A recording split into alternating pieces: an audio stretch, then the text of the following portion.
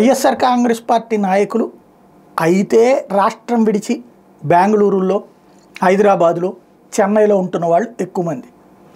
ఇక్కడ కొంతమంది ధైర్యం చేసి ఉంటున్నటువంటి వాళ్ళు, ధైర్యం చేసి మాట్లాడుతున్నటువంటి వాళ్ళు ఆ పైన కేసులు చుట్టుకుంటున్నటువంటి పరిస్థితి. అందరూ కోర్టుల చుట్టూ తిరగాల్సినటువంటి పరిస్థితి. కోర్టులను అప్రోచ్ అయ్యి తమను తాము కాపాడుకునే పరిస్థితి. ఇప్పుడు లేటెస్ట్లో చూస్తే ఓ పక్కన కాకాని గోవర్ధన్ రెడ్డి కోర్టును ఆశ్రయించింది, రెండో పక్కన విడుదల రజని కోర్టును ఆశ్రయించింది. ఇప్పుడు ఇంకో పక్కన వల్లభనేని వంశీది తేల్చుకోవాల్సినటువంటి పరిస్థితిలో ఉంది. సజ్జల రామకృష్ణారెడ్డి, సజ్జల భార్గవులకు వచ్చేటప్పటికి బెయిల్ వచ్చింది. ఆల్రెడీ ఈ దేవినేని అవినాష్, లేళ్లప్పిరెడ్డి, తలసిల రఘురాం వీళ్ళందరూనేమో గతంలోనే ముందస్తు బెయిల్ తీసుకోవడం వల్ల వాళ్ళ కార్యకలాపాలు నడుస్తున్నాయి.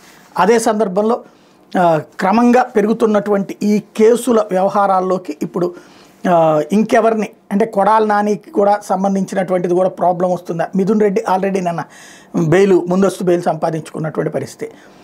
వైఎస్ఆర్ కాంగ్రెస్ పార్టీలో కాస్త పేరున్న ఏ నాయకుడినైనా సరే అయితే ఇతర రాష్ట్రాల్లో వెళ్ళి పనిచేసుకుంటానంటే ఓకే, రాష్ట్రంలో ఉండేటట్టయితే ముందస్తు బెయిల్లోనే తిప్పే ప్రయత్నం చేస్తున్నారు.